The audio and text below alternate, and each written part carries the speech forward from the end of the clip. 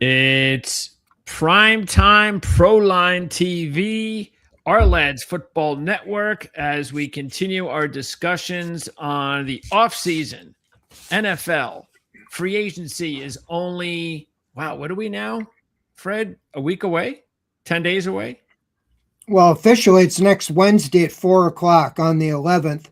Um, but for all practical purposes, it's Monday. on the 9th, Monday about Yes. noon, because I made the mistake a few years ago to put down Wednesday at 4 Uh-huh. and Monday at noon. I'm seeing Jack Conklin just signed with the Browns and this and that. And I'm like, It's okay, ridiculous. everything happened in the unofficial part of it. Yeah. And Wednesday, 4 o'clock was like, yeah, it's official now, but everything was Yeah. announced. Yeah, it doesn't make So any sense. I don't know. so we're I mean, yeah, we're less than a week away. yeah, Everything's gonna happen. The big moves, are gonna be on Monday. That's when Monday. everything's gonna be announced. They won't finalize it till Wednesday, and the league year starts, but that's when the big first wave is, money spent, everything like that. Yep, that's with technology today, especially. So, like you said, so even though it's Wednesday, we'll have a good idea of what's going on Monday. We'll, since it's already going to be Wednesday, we're recording this. I'm not sure if we have any other interviews before Monday. So, a lot of our interviews here on the network could end up being specifically just for the draft. So, we'll be continuing that all the way through maybe early April. And again, we're talking about the Cleveland Browns here with Fred Greetham from the OBR, the Orange and Brown Report. And so let's get right to it, Fred. There's a lot of draft capital for the Browns thanks to that trade with Jacksonville last year. So they've got 2 picks in the first round.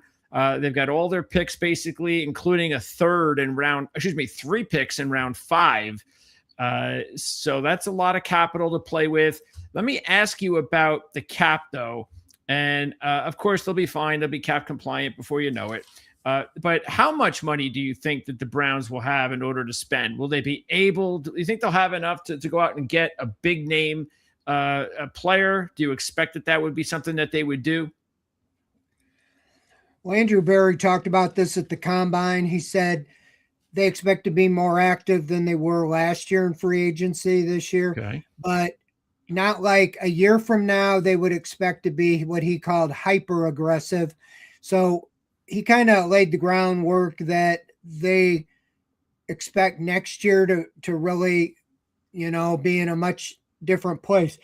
This is the last year that Deshaun Watson is under contract and that Yep. burdensome contract.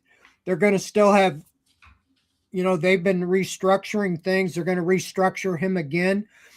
So they still will probably, even though he'll be long gone, they will not, release him until maybe even March of 2027, to take the final hits from on the dead cap. And so the biggest move last year, they signed Malik Collins. Now, he wasn't even really a free agent, unrestricted. He was a salary cap casualty of the 49ers, but they immediately jumped on him. He was a great signing. Yeah. But everything else they did last year was just kind of 1 year plug and play, short-term guys. Okay. I expect them this year.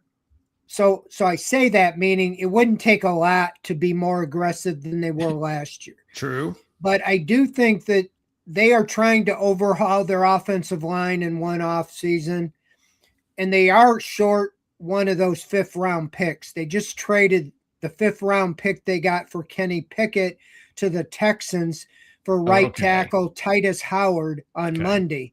Got it. Andrew Berry's been very good at making trades. That's one of the best things he's done. He's willing to take on maybe a young veteran that another team doesn't want to pay and extend them. Yep. And he was willing to extend Howard to a 3-year, $63 million contract. So they're looking to maybe have as many as 5 new offensive linemen, depending on if Joe Bitonio comes back or retires. So one of them was Howard. So I expect maybe even another trade to get an offensive lineman or a wide receiver. That way, you don't have to get into a bidding war, in free agency. That a lot of premier players aren't really going to look at the Browns as a destination place, especially if it's a quarterback or a wide receiver. So by trading for a guy maybe that a team wants to move on, you remember he got Amari Cooper for a 5th-round draft pick. He had 2 Pro Bowl seasons with the Browns because he was willing to pay him when Dallas wasn't. He also got Jerry Jeudy the same way for a 5th-round pick. And then he restructures them just like they did with Howard. As far as salary cap, I think officially they're over the cap. They did cut 2 guys yesterday, 2 minor ones, Cornelius Lucas and Justin Osborne. But the big one they've done the last 4 years is restructure Deshaun Watson. And by doing that, they free up about 35 million in salary cap space. Okay. And so last year, the only move they did to get under was restructure Watson. Okay. So I'm sure they're going to do that again. And that'll extend him, where he's still getting money from the Browns, probably into 28, 29, in order to get that relief now. Andrew Berry is very good at managing the salary cap. And when they sign a free agent, they are able to sign him to like the first year's like 1.5 million. And so that frees up usually when they restructure a lot of cap space. And they did even Myles Garrett, the first year when he got his 240 million, I think the first year was like 1.5 million, so he'll restructure veterans to get them under. He said we'll never not have a problem with cap space. And here's the key, Greg, is that Jimmy Haslam, a lot of people have, they're critics of him. But one thing you can't say, he spends the money. And the reason they're able to do that is because they put it all, when they restructure these players, they give them all a bonus up front and then spread it out over 5 years. That's it. And so the players like it because they get the money. They're not losing out. They're getting their money right up front, but the Browns can spread it out for 5 years. The way you can do that is that if your owner will spend the cash up front.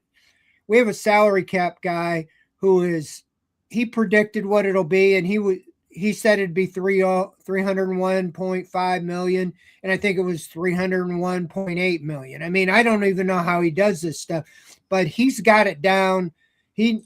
How this will all work. He can tell you exactly when guys will get cut because it's the best for the salary cap and all that.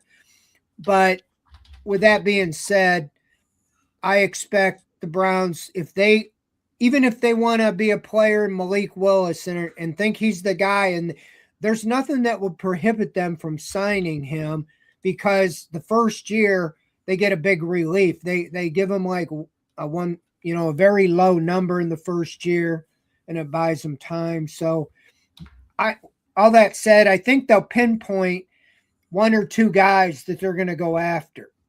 And if I was to guess, I would say an offensive lineman. I would guess would Todd Monken come from the Ravens that they look at Tyler Linderbaum as the type of guy they would love because he's going into a second contract. The Ravens did pick up his 5th-year option, so he's only a 5th-year player, 25, 26. Now he's going to have bidders, and I don't know if he'll choose the Browns. But most of the offensive staff worked with him in Baltimore, as Todd Monken was the offensive coordinator there. Yes. And he brought over 4 or 5 from the Ravens offensive staff with him. So it just depends on George Warhop, the offensive line coach, is here with the Browns now. So money does talk, and I think the Browns can be as competitive as anybody who's going after him. But I know the Ravens want to keep him, and I know John Harbaugh probably wants him. So if it gets a bidding war out of control, the Browns might look at one of the other centers available and maybe go that route. or a guard or even offensive tackle, because they, like I said, they're pretty much overhauling the entire. 4 of their 5 starters from last year are free agents. So the only returnee is DeJuan Jones, and he's been on injury reserve, finished all 3 years on injury reserve. So they can't count on him. I mean, to stay on the field. So and you don't anticipate any of those free agents to come back? You think all of them are going to pretty much depart? Bitonio, Teller. I think they told Teller that he's gone because he announced farewell to the fans of Cleveland. David Njoku did the same thing. I think the agent or the Browns told the agent they're not going to pursue you. So the players kind of make it like it's their decision. It's not their decision. The Browns said we're moving on. I mean, Wyatt Teller was a great player, but he had a fall off, but he was getting like $15 million, and they had one of the most expensive offensive lines. Jack Conklin couldn't stay on the field, 12, 15 million. Ethan Posick might have been the most chance to return, but he had a season-ending Achilles injury, and he won't even probably be ready until during the season. So I don't know if they would even try to re-sign him. But Joe Bitonio is probably still the best one, but he's 34 and he's contemplating retirement. They gave him he had a deadline 2 weeks ago. They gave him 2 more weeks, and that deadline is like when free agency starts. So, okay. The offensive coordinator today made it sound like they still didn't know about Bitonio. So that kind of tells me that he's not coming back, because the last time we talked to him after the season, Bitonio said, I got to let the Browns know in time so they can make plans. And he's holding it right up to free agency. So what about Tevin Jenkins? Back, it'll be one less hole to fill. What about Tevin Jenkins? It's all about staying healthy over his career, hasn't it been? Yeah, I mean, he was ranked as like the 3rd best guard available last year in free agency. A lot of people were a little surprised they signed him. But by the end of the year, he was rotating with Teller, and then Teller got hurt, and Jenkins finished the season. So he's a free agent, but I would think they'd try to bring him back, but who knows? They have Luke Whippler, who was they drafted to be the heir apparent at center, but he had a knee injury in the season finale. They do say he should be ready for the offseason. So I don't know what they think of him. He was like a 5th or 6th round draft pick. And they drafted Zach Zinner from Michigan in the 3rd round a couple years ago, and he hasn't been able to get on the field. So it's, you really expected Zinter for sure to take one of those starting jobs, but I don't know if they're willing to go with Zinter and Jenkins, or if they're going to go outside and try to bring in free agents or even draft guys.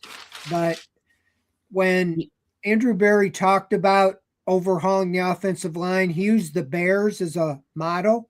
Okay. If you remember, the Bears went out and got a whole new line. Caleb Williams, part of it was probably first year to second year, but he was led the NFL in getting sacked as a rookie. And last year, he was one of the best quarterbacks in the league. And they made 2 trades for starters. They signed, I think, 2 guys as free agents. And one they signed as a free agent, one they drafted in the 2nd round, and they developed another guy. So they took already Andrew Berry is traded for a starter. So I expect maybe he'll trade for another one.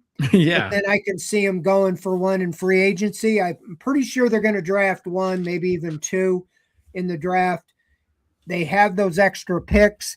If they don't use pick number 6 at tackle, I'm pretty sure they would use it for sure at 24 and maybe even at 39. So a lot depends on what they do in free agency, what they'll do in the draft. But I think they're going to overhaul and use trades, free agency, and the draft to come Yeah, out with well, a new line.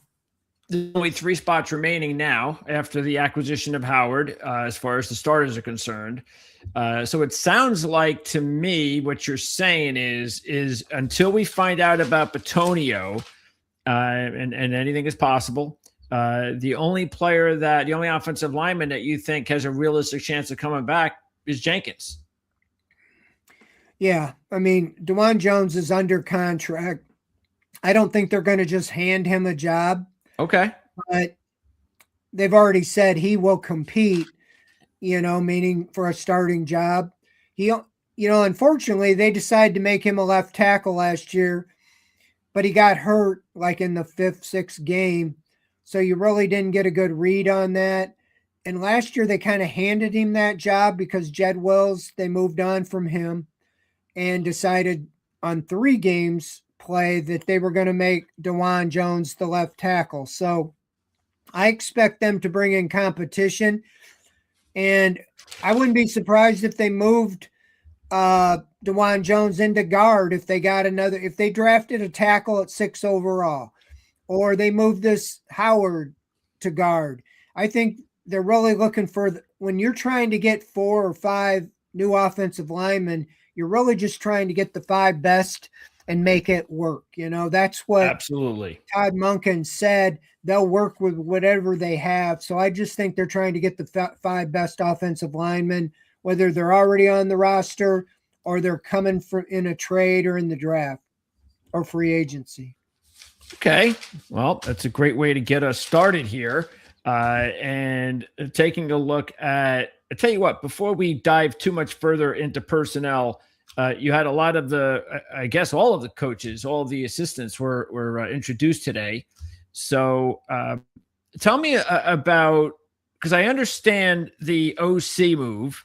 Monken had worked with him in Baltimore, but tell me what was there a specific reason that you can, I don't know what you got from the press conference or from any of your research or talking to people of what was it about the new defensive coordinator that Monken felt this was the right guy? Well, I was very impressed with him in the press conference today. Very infectious, I'm just in the media, but I had to run through a wall for him. I mean, Okay. I can see why Robert Saleh, several said that he's destined to be a head coach. This is his first time being a defensive coordinator, but I liked what he said. I can see why he won Todd Monken over.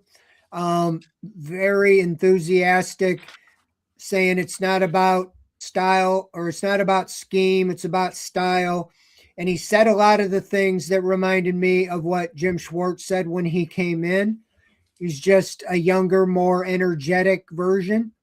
And that is attack, attack, attack, play violent. The engine or up front, it's all about the defensive front, the defensive line, attacking. And that's all Schwartz was after. He unleashed Myles Garrett, 23 sacks, NFL all-time record, defensive player of the year in the NFL. And Carson Schlesinger, at linebacker, and then with Malik Collins and Mason Graham, and they signed Alex Wright to a long-term contract to go with Isaiah McGuire and Michael Hall, and the depth they have on the front under contract. He just sounded like he's going to stay right with the same philosophy that Jim Schwartz was so successful. And why wouldn't he? They were number 1 in the NFL in defense 2 years ago, dropped off a little, but were number 4 last year. They returned 10 of the 11 starters. The only one that isn't under contract is Devin Bush, and I think he's going to be a high priority. They're trying to retain him because he developed last year into the player that the Steelers thought they were trading up for before he tore his ACL in, I think, the 2019 draft. He just had a breakout year, 124 tackles, 2 touchdowns, 3 interceptions, 3 sacks. And if they can't keep him, then I'm sure they're going to go out and try to find someone comparable in the free agency market or in a trade. The big blow is JOK. It's highly doubtful that he'll ever play again. That came out recently. And that was the one guy Andrew Berry had hit on in the draft. He made the Pro Bowl. He was playing the best he had ever played, and he was an ascending star. And then he injured his neck, trying to tackle Derrick Henry. And we really have got no updates on him until a couple weeks ago. Berry said it's highly unlikely he'll ever play again. Yeah. But they didn't get it from the player. He didn't tell them anything yet. But so with that news, I was hoping, I think they were hoping after a year off, he could pair with Carson Schlesinger, and they might have the best duo of two linebackers, in the NFL, because he was playing that well before he was hurt. So here's a young guy, very unfortunate, but you got to move on. Devin Bush stepped in the year JOK was hurt, and last year he played as well as anybody could play. He's going to probably attract, a lot of suitors. The Browns signed him to a 1-year prove-it deal, and he kind of proved it this year. Sure did. So we'll see what happens there. But he's their top priority, right? I would say so. They haven't said that. The other one I thought was Martin Emerson, the guy they took a couple years ago, or 3 or 4 years ago. He was looking to be ready for a breakout season last year, and he ruptured his Achilles early in training camp and was lost for the season. It was his 4th year, and so he's a free agent. And Berry was asked about him, and he said it's unsettled. So that sounds like he might be wanting to, I would think, coming off an Achilles, that he wouldn't have much of a market. But if you remember, he became the starter opposite Denzel Ward, and they moved Greg Newsome inside because Newsome or Emerson is big, and he's more of a press corner in Schwartz's defense, man-to-man. Well, they traded Greg Newsome for Tyson Campbell, who's exactly that, a big physical press man-to-man. So Emerson might look at that and say, wow, they got Ward and Campbell. I'm going to see if I can start somewhere else on the outside, because he's not viewed as a slot guy. So, okay. I don't know what I'm just saying depth-wise, they need more corners, because Ward misses time every year and Campbell missed a little time. And whenever they went to a third corner, they were roasted last year. I remember Cameron Mitchell got put in a game when somebody got hurt, and the team threw 3 touchdowns against him. They then cut him, but they didn't have much success in depth. And so I think you got to bring Emerson back or get a true slot corner.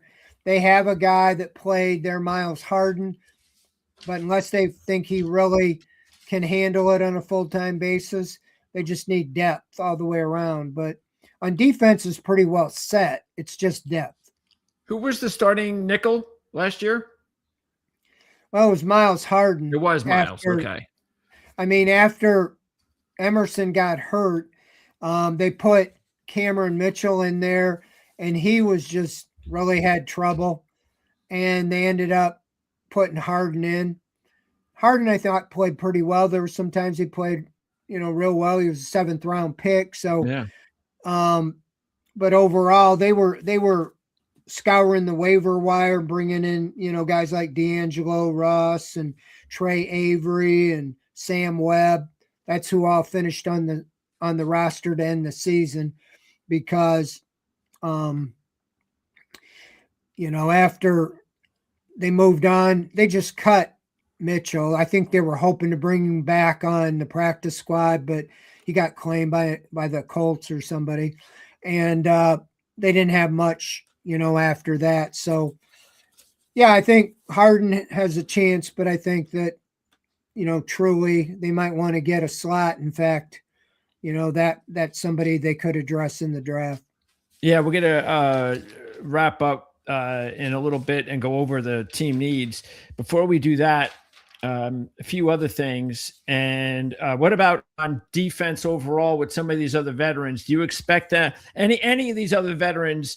We talked about Bush and Emerson, but you've got, Jenkins, Harris, Baker. I guess those are the only other players that played considerably and are free agents. Do you expect Cleveland to try and bring any of those guys back?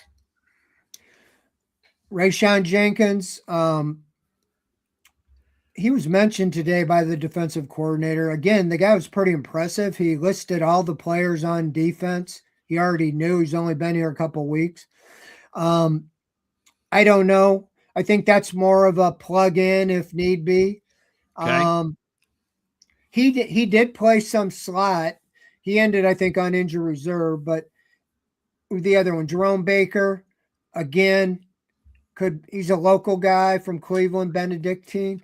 Did a pretty good job. Again, I don't think it's a high priority, but I think these are guys they'll bring in.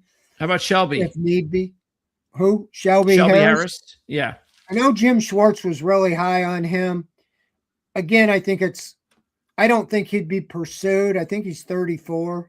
Again, he's the guy that knows the system, was pretty good last year. I don't know if any of these are going to be highly sought after. Sure. Even on the Browns. I think they would wait and see what they do in other free agents or the draft. But the guys that they really want, the young guys they're going, are all under contract. Alex Wright, Malik Collins, Mason Graham, Myles Garrett, Isaiah McGuire, Mike Hall Jr., Cameron Thomas, Aiden Huntington. So Shelby Harris could be a luxury, and I think he liked it here. And if he wants to play another year, I think that this would be probably the best place for him. So did you notice anything at the camp? To me is Bush. Did you notice? Okay. Oh yeah, absolutely. Did you notice anything out of Cam Thomas? I was pretty high on him coming out of college. He just never worked at Arizona, and he seemed, he played a little bit last year, but he's just still not really a player that you expect the Browns to care much about. Jim Schwartz talked about him a lot. I don't know what the new staff thinks, but yeah, I think that he had flashes. They had him as, I don't see him ahead of the top three, but you always need depth. I see him as the fourth or fifth defensive end. Okay. Again, it depends on what they do in the draft. Or they signed Joe Tryon-Shoyinka last year as a free agent, but they moved on from him, and because they were happy enough with Thomas to have him play in that position. So I guess a lot of it will be, I don't think they're top of the road priorities. No. I don't think these are guys that are going to be highly sought after. And I'm sure they would have discussions with them. If they really want them, they'll tell them, hey, here's our offer. Go see what you can get. But we really like you back, or they just will sign them. But the big thing is the front line. And I think then you fill in the rest in the draft or free agent on short-term contracts. What do you expect out of Ronnie Hickman's deal as a restricted free agent? He's part of their plans, I would guess. So do you expect some sort of a extension with him? Well, the defensive coordinator mentioned him today. I would think so. When you're restricted, you get a chance to match any offer. They haven't announced the tenders yet. They did the exclusive rights today, and no surprises, guys that don't really have a choice. But Hickman really doesn't have a choice. He's a starting free safety. Unless they draft a Caleb Downs or go out of character, and take the best player available with the number 6 and it happens to be on defense, I expect Hickman to be the starter. And so it's just a matter of what they tender him at. He was an undrafted rookie free agent. So I don't expect him to have the highest tag, but yeah, I expect him. They talked about him today. They called him the Rocket. And so I expect him to be here. I just don't know if they'll sign him to a long-term extension or just Okay. tender him for 1 year or what. See one more year out of him. Speaking of undrafted players, and you talked about the draft issues lately from Andrew Berry. Would you consider last year's class has got to be his best class? And I would think it was the Browns. Could it be their best class overall since 2018? Oh, no question. It might be the best draft in franchise history. And I go back a ways. Wow. I'll bring back the greatest one I can think of was the team had 2 first rounders in 1978, and they took Clay Matthews and Ozzie Newsome. One's a Hall Okay. of Famer, and one should be in the Hall of Fame. Even their next pick that draft was a kicker or a punter. It wasn't that great, but just because they got those 2 guys. Yeah. Last year, you traded down, instead of taking Travis Hunter, 3 spots, and in effect got Mason Graham, Quinshon Judkins, Dylan Sampson, and the number 24 pick in this year's draft for moving down 3 spots. Uh-huh. But not only did you hit on Mason Graham, Carson Schwarzenegger's probably, well, he was the NFL Rookie of the Year, defensive. He's a stud. And Quinshon Judkins finished the year, got hurt, but he is a big-time running back, and they expect him to come back stronger. Dylan Sampson, is a good running back. And so what they got in the trade for moving 3 spots was Graham, Judkins, Sampson, and that first-round pick. That alone was worth it. Yeah. But they got Harold Fannin, who should have been right in the mix for Rookie of the Year on the offense. He's a big-time player. He broke Ozzie Newsome's record for a tight end as a rookie. And then you have Dylan Gabriel and Shedeur Sanders. You took Gabriel in the 3rd round, and you took Sanders in the 5th round. If Sanders becomes the franchise quarterback, that would be icing on the cake. Yeah. The Browns would sign up every day for getting the impact players they got with Graham, Schlesinger, Judkins, and Fannin, not counting Sampson and Sanders. Yeah. So, Barry's been terrible in drafting. His first 5 years, I only had 5 of the first 37 he picked, those first 5 years that I would count startable, not really, generational players. Sure. JOK was the only Pro Bowler, and you lost him to injury. That's not his fault. But whether the 6th year, all of a sudden now he's getting it and just drafting better, or he just got extremely lucky. Yeah. But, I mean, they played all those guys this year. They had the most rookie snaps, and he did well in free agency, undrafted. He got Aiden Huntington, who was playing in the rotation. Yes. On the defensive line. And Isaiah Bond. Isaiah Bond, who had a little legal trouble, and got him as a free agent. So he really had 6, 7 guys that stepped in and played a lot, and that could go a long way. If they could do that on offense this year, add 2 or 3 core players in the draft, like maybe 2 on the offensive line and maybe a top echelon wide receiver, I mean, they'll be ready to go next year, because this defense has been playoff caliber defense. Yeah. The offense has just been so bad. The last 2 years they scored 15 a game, and last year moved all the way up to 16 a game. That is why Todd Monken was hired, to know what an offense needs and help rebuild it. And it starts with quarterback and the right type of players. Barry's going to be drafting it, but they leaned heavy, I believe, on Monken starting in free agency in the draft to get the type of players that they need to be successful. I mean, I was a proponent to make Jim Schwartz the head coach. At the risk of making the defense step back, assuming just because you have the players, Sure. the new defensive coordinator would be able to get him to play the same level Schwartz did, I think it was a risk because, you still got to call the plays, and he had them all running. And the stars on defense all wanted Jim Schwartz to be named the head coach. The Browns bypassed him because they felt so strongly about needing to get the offense overhauled. And that's why Todd Monken's the coach. He's the Jim Schwartz on the offensive side, the 60-year-old getting his chance to be a head coach.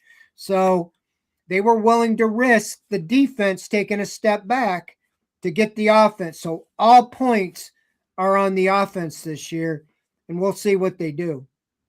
Okay, one last thing before we go through the needs, and that is we've talked about all these young rookies. So are there any other players, young players on offense or defense from last year, the year before, that you think is ready to take a significant step that the Browns are hoping and are looking at them? Because you already mentioned maybe a couple of guys in Zinter and Whippler.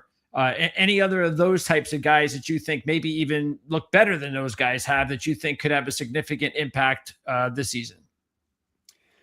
Well, one that jumps out, we talked about Ronnie Hickman. I think this is his 4th year. They expect him to even take another step.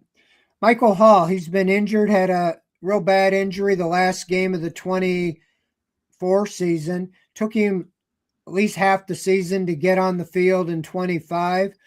But he was a 2nd-round pick, and they were really, when they drafted him, they expected to get a lot of pressure from that defensive tackle position.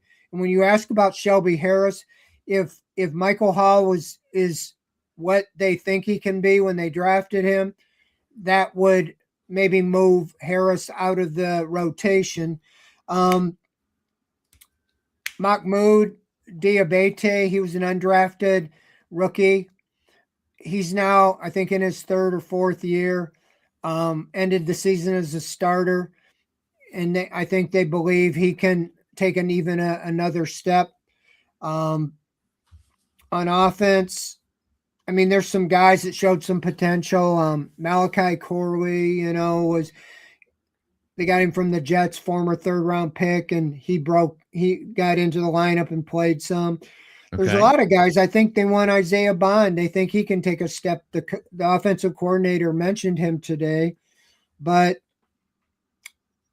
there's a guy they say at the end of the year, like for the last game, the Lions put him on the practice squad, Kingsley Equigon or something.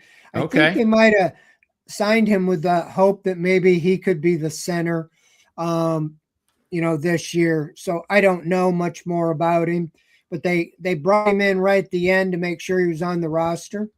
So I would say guys like that. I would say Bond on offense would be a big one. They would want to take a step.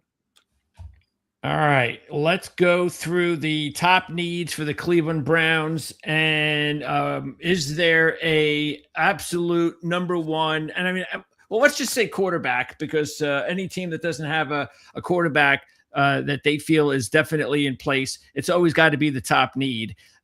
So let's just kind of talk there. Is that, again, because of the way that the draft is this year and where the Browns are drafting, they're obviously not going to use that pick with their first pick, but was there any possibility at all, or some possibility, where would you put it, that they would use their second pick on a quarterback?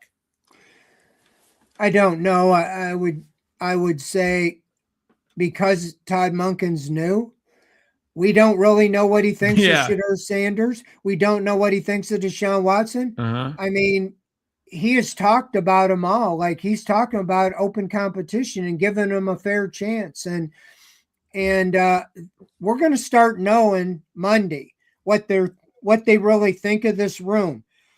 I mean, it makes sense that you don't just anoint Shedeur Sanders the starter already.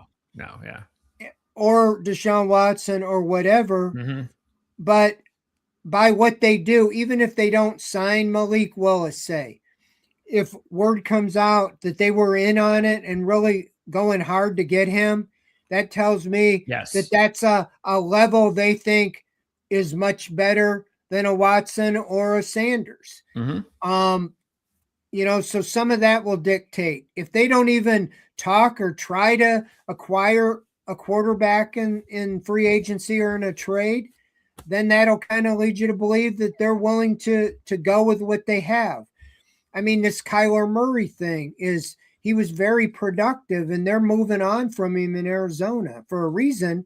But if you can get him for 1.2 million, he's definitely better right now than what you have in Watson or Sanders, you would think. But any move they make, these retreads, the Geno Smiths, the Kirk Cousins, the whatever you would want to call it, you see what Sam Darnold did. So that's what I'm not sure. I'm not sure they're not calling this a rebuild. And they have a favorable schedule, it looks like, next year. And this division's in flux with the Ravens and the Steelers having new coaches. Do you think you can make the playoffs, and can you go for it this year?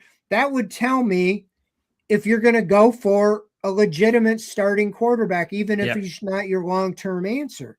Because if you're going to go with Shedeur Sanders, I still think you build up all around him, a new offensive line, one or two new playmakers, and then see what you got in him.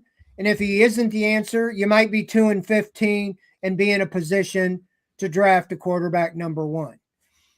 But last year, when they traded they traded to get the extra first round pick, they thought the 2026 draft was going to have 6 to 8 first round quarterbacks. Yeah. And we won't take the time, but you can go right down the list how many, failed. And for Francisco Mendoza, I never heard of his name last year at this time. It was all the other guys. Yeah. And so there already, a lot of talk about 27.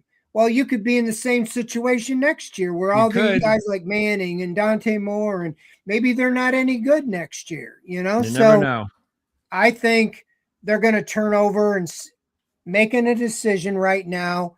If they feel like Sanders is the guy, then you go with it and see what he is.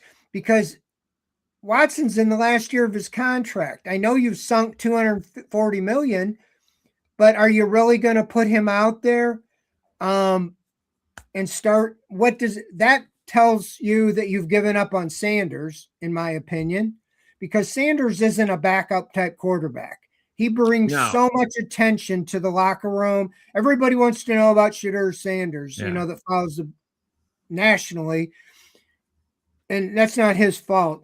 But you either go with him and see what you have, good, bad, indifferent. But if you truly go to training camp with open competition and it's just between Dylan Gabriel, Shedeur Sanders, and Deshaun Watson, I can tell you my opinion. I think Watson will look the best of any of them, and you would have to make him the starting quarterback because I've watched him at Greenbrier, 2 training camps. I was for sure the guy was going to play at least average, and he was historically bad before he got injured. He's coming off 2 Achilles injuries, a fractured shoulder, not to mention the ACL injury he had his rookie year. So I don't know what you're going to expect, but he's going to be on the roster because of the salary cap. You can't cut him or trade him. So I just don't. They've said the right things, but you got Todd Monken coming in from the outside, who the last time he saw him play, he lit up the Ravens. Yeah, that's right. He brought the Browns back. And here's a 60-year-old first-time head coach.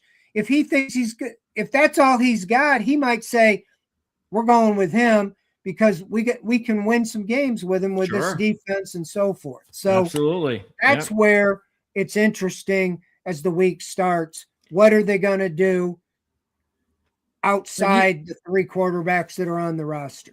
But it sounds like to me that it would be highly unlikely that they would, if they're going to add a quarterback, it makes more sense to add a free agent, a veteran, than go again and add another rookie at quarterback. I'm not saying it can't happen because you do have a new head coach and I'm sure he's going to have a lot to say about the quarterback position. But that would be a little unusual, wouldn't you say, that they'd go ahead and use one of their top picks on another young Oh, yeah. quarterback? I don't see that happening unless he's sold that Ty Simpson is the guy.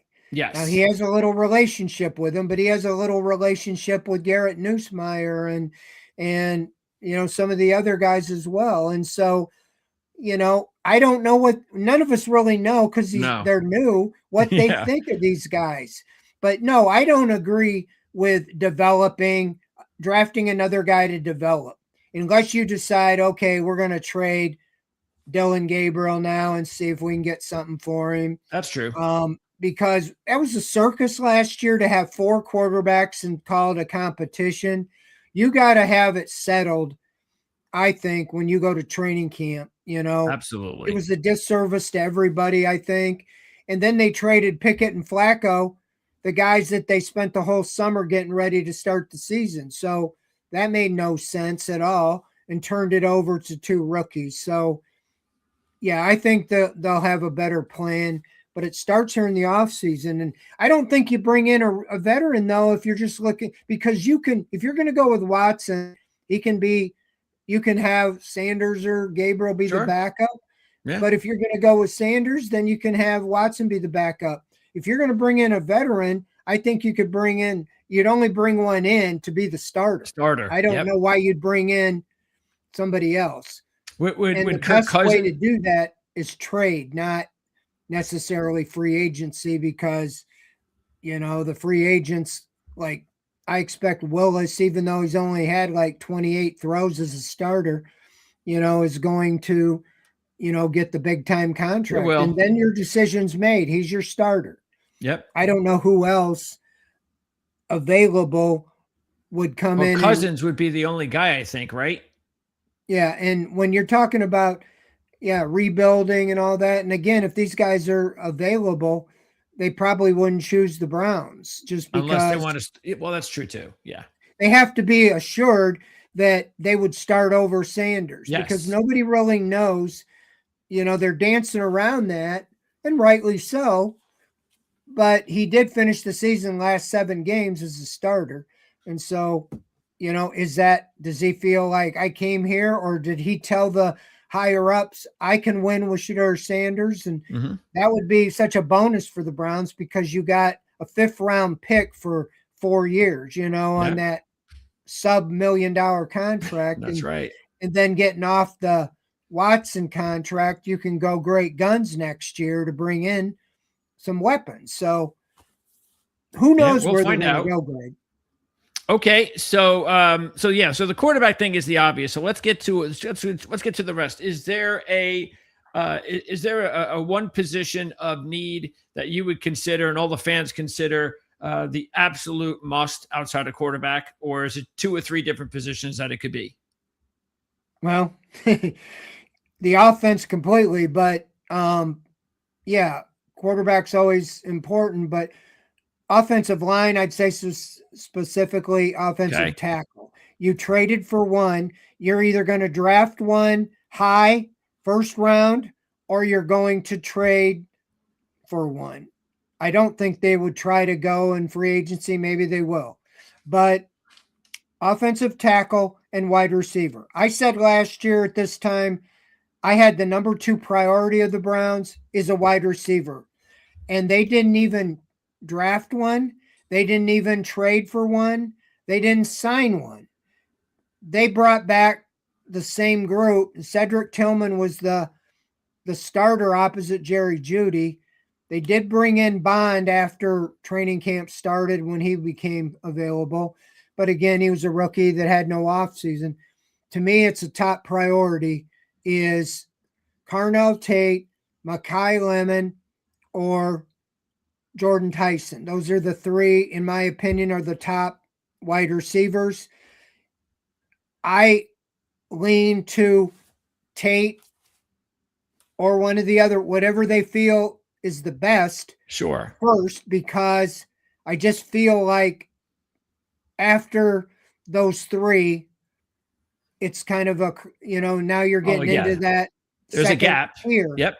And Andrew Berry has never got a blue chip wide receiver in the draft.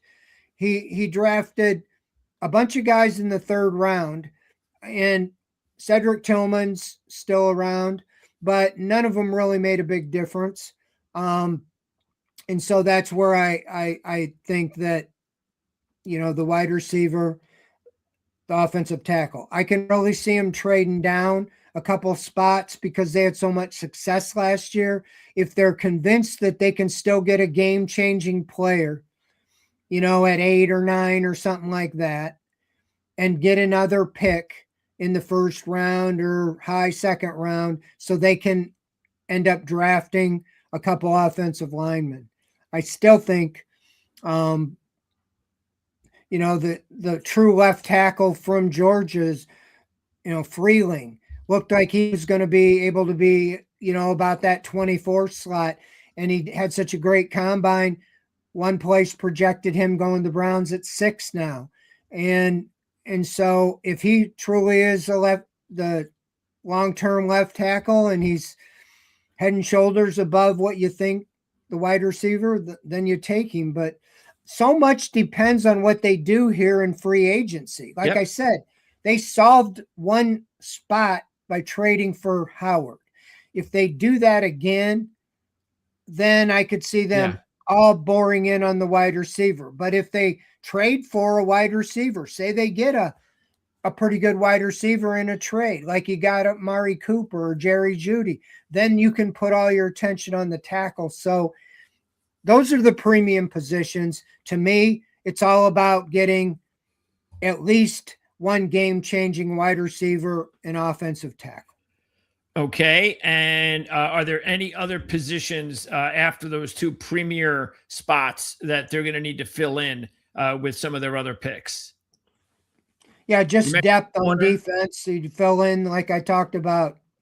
Yeah, you said corner. Corner sounds like you think it's a pretty important position. Because of Emerson, if they let him go, they really need. Jim Schwartz started 3 corners, and Greg Newsome, Martin Emerson, and Denzel Ward, but they didn't have a true slot corner after they traded Newsome. So what they do with Emerson or that third corner is important. And then on offense, they need a bunch of them. And so I see the draft, the high picks. They could totally, if they do the best player available, I could see them coming to 6 and having the best player on their board be sitting there, and he's on defense. Yeah. Could be Caleb Downs, could be Arvell Reese, could be Sonny Styles, all from Ohio State, all at positions they don't have a need at. Would they take offers and trade, or would they say, Caleb Downs is the next Ed Reed, we're taking him? Sure. And I wouldn't have a problem with that. No, I don't think anybody would. Because Ronnie Hickman is all right, but he's not what I expect Caleb Downs to be. No. And he plays the same position as Grant Delpit, but I think you can adapt and find a place for those guys to play. Yes. Looks like I know, of course, they got the best pass rusher in the league, but edge rushing depth, that a concern? No, Alex Wright and Isaiah McGuire were interchangeable. In between them, they had about 8, 9, 10 sacks. So they're okay. They just signed Wright to a big contract. They like him. He got injured one year, but I think he's a double-digit sacker this year. He can stay on the field. So, sure, you'd love to get Trey Hendrickson and blow everybody out of the water, but I think they feel pretty good about their depth there. Okay. These are not who I would expect them to draft in the first couple rounds, unless, like I said, Arvell Reese is sitting there for some reason, and he's by far the best guy on their board. Sure. And do you think that with Njoku not coming back, they're going to need like a solid number 2 tight end? If anything were to happen to Fannin, would it be a blocker type, or do they like the guys that they have on the roster? Well, I can see him draft somebody, but the guy I'd keep an eye out. I like Likely, who's a free agent coming from Baltimore, and Monken threw the ball to him a lot. And so they might go for him. but more likely, I also think it'd be a free agent from Baltimore, Charlie Kohler. He's more of a blocking tight end, and I think Monken likes him a lot. So if I was to guess, see, I don't think they're with Fannin. I don't think they're going to go with a big splash at tight end. No. I think a nice blue collar signing is Charlie Kohler, but yeah, likely is more of a he's similar to Harold Fannin in that regard. So it just depends on, maybe they look at him as being like another wide receiver if they were to add him, but I don't see that as a priority. I see the priority as wide receiver or a slot receiver, and offensive lineman. And I think it's a very deep class in free agency of guards and centers. And I think they can look at the draft, but they could plug a hole, even if Batonio leaves, or two with re-signing Jenkins, depending on what they think was Zinter, and maybe a free agent guard and center. Yeah, Linderbaum, boy, he's gonna make a lot of money in a week. There's a lot of teams after him, so he might break the bank for center free agent deals.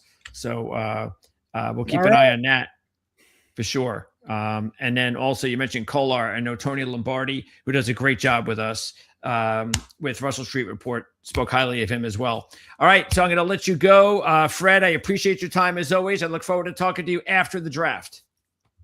All right, Greg. Thank you. We'll see. Take care, Fred. All right. I know Fred's got to run. He's got another show he has to get to. So we thank him very much for joining us here on the show. And you can go ahead and leave, Fred, whenever you want, because I know you have to go. I don't want to keep you. And just want to remind everybody that once again, we are going to have as many of these interviews as we can between now and the draft. Hopefully we'll get all 32 in. I see no reason to think that we won't. If you haven't joined us before, you can check out the library either here at Proline TV or here at Ourlads.com and the Ourlads football YouTube channel. So check out either channel and you'll be able to see we have the library of interviews. So right now I think we're probably, I got to start counting. I think we're probably around 20. I think we only need about 10 more, give or take. And I think, like I said, we'll get that done before the draft. Free agency starting next week. So trust me, we're going to have a lot going on. We're also going to, I'm already in the midst of putting together our second mock draft. Our top scouts over at Ourlads are really busy. Obviously, Dave Syverton and John Cooper getting ready for the draft guide. And don't forget the draft guide, of course, is a link in the description of this video to order the 2026 version. This is the 2025 version. And of course, the 2026 version will be coming out real soon. And when that does, you want to be able to make sure that you have it in the mailbox as soon as it's available to be shipped. You can also acquire a PDF version of the draft as well. If you are not really that big into actual physical guides, things of that nature, something tangible, you could say, hey, I just want the information in 2 minutes. Just email me the PDF. That'll be good enough for me, or I'll do both. And I'll wait for the guide to come in, but I want that information as soon as I know it's available. So check it out right now in the link in the description of this video. You can order the Ourlads 2026 NFL Draft Guide. And like I was saying, we're going to be putting together a new mock draft here, hopefully within the next week. I'm working on that right now. And since the guys are going to be really busy working on the draft guide, which again, we probably believe it should be available coming out first week of April. Usually that's the time frame. And when they do finish the prep work for the guide, then we'll have them on and probably do a final mock draft with the two of them. But anyway, that'll be coming up again, probably in about a month or so. But before that happens, I'm setting up another mock draft show and make sure, of course, that whoever we have on, these guys are going to be in the know. They have really good backgrounds. They know what they're talking about. And I wouldn't settle for anything less to make sure that you guys have the best draft coverage right here on the Ourlads Football Network. Okay, so that's going to wrap it up. We were supposed to do a Chicago Bears interview with Mark Carman. That was on Tuesday. He had a personal thing come up, so we are rescheduling that one. So hopefully we'll have Mark on sometime in the next week. And that's why you want to make sure you subscribe, of course, here to the channel. This way, anytime we pop in and we have a interview with the remaining teams that we're going to be doing, especially if it's your team, if it's not the Cleveland Browns, then that's the easiest way to gain access and to know that it's available at your convenience. As far as ProLine TV, the rest of the week, tomorrow we're going to be talking some college basketball on the Playbook Show. That's going to be at 1 o'clock Eastern live. So we're going to do a lot of March Madness discussion, and we're going to be doing a lot of that every Thursday at 1 o'clock. I would guess, except for 2 weeks from Thursday, when the tournament begins on that day, the first big day, outside of the first couple of days, of course. So I'm sure we'll move that up. We are going to do a college basketball tournament special preview the Monday after Selection Sunday. So that's probably Monday night, I would think, somewhere between 7 and 9 Eastern. So, again, just wall-to-wall college basketball coming up. I'll be back on Friday night to talk more about college basketball like I've done the last couple of months. We have horse racing with the Kentucky Derby coming up real soon. So we've got prep races, and we're going to have a couple more prep races to talk about tomorrow at 4 Eastern with John Hardoon, thoroughbred handicapper from the Ragas and Sheets. So, again, that's tomorrow. So without football, tomorrow we still have college basketball talk, horse racing. Friday, more college basketball talk. And then I'll be back also on Saturday for more NASCAR coverage after practice and qualifying from Phoenix. So we, of course, did our first we did our NASCAR show on Tuesday at 4 o'clock Eastern, which we do every Tuesday at 4 o'clock Eastern to preview every race of the NASCAR Cup Series. We also previewed the first F1 race, which is in Australia. So we talked about that's wide open, the first race. At least the first race is wide open. So the champions from last year, the champion McLaren team, they're like the sixth co-choice of the race as of now. So that tells you it's wide open. Max Verstappen, I think, is the third choice. So who knows? There might be some money you could actually make in F1. We talked a little bit about it with CJ Verdun from MotorWire.com. And, of course, also on Saturday, we'll get you up to speed on the latest odds in NASCAR for the race on Sunday. And we'll take a look at the DraftKings contest for NASCAR as well, which is what we do for golf every week, usually Monday or Tuesday when I come on to preview the week ahead on the PGA Tour. I'll go in and give you some tips for DraftKings with all those cool contests they have available for golf. All right, so that is going to wrap it up, and I am going to see you guys again tomorrow. Should be 1 o'clock with Mark Lawrence, Jim Feist, and Andy Isco. Thanks for tuning in here, and we'll see you again next time.